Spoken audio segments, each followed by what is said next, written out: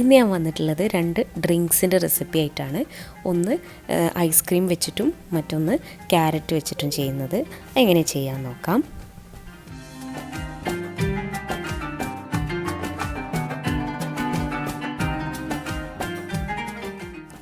ആദ്യം നമുക്ക് ice cream shake എങ്ങനെ ചെയ്യാൻ നോക്കാം.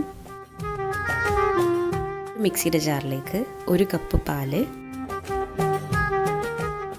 1/2 tin condensed milk, 6 scoop ice cream ഇതെല്ലാം ചേർത്ത് നന്നായിട്ടൊന്ന് ബ്ലെൻഡ് ചെയ്തെടുക്കുക. ഇത് ബ്ലെൻഡ് ചെയ്തെടുത്ത ശേഷം വീണ്ടും 3 കപ്പ് പാൽ കൂടെ ചേർത്ത് നന്നായിട്ടൊന്ന് ബ്ലെൻഡ് ചെയ്തെടുക്കുക. എന്നിട്ട് സെർവ് ചെയ്യാം. ഇതിൽ പഞ്ചസാര ഇനി ആവശ്യം വരില്ല.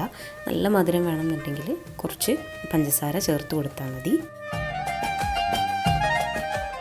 അടുത്തത് ഒരു ക്യാരറ്റ് ജ്യൂസാണ്. അതെങ്ങനെ ചെയ്യാൻ നോക്കാം. 2 വലിയ ക്യാരറ്റ് ഞാൻ എടുത്തിട്ടുണ്ട്. അത് ഇതേ രീതിയിൽ കട്ട് ചെയ്തിട്ട് ഒന്ന് വേവിച്ചെടുക്കണം.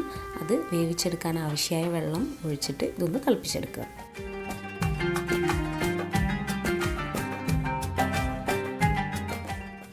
ക്യാരറ്റ് നന്നായി വെന്ത് കഴിഞ്ഞാൽ അത് ഒരു വേറെ പാത്രത്തിലേക്ക് മാറ്റി വെക്കുക. എന്നിട്ടൊന്ന് ചൂടാറാനായിട്ട് വെയിറ്റ് ചെയ്യുക. എന്നിട്ട് അതൊരു മിക്സിയുടെ ജാറിലേക്ക് ഇട്ട് കൊടുക്കുക.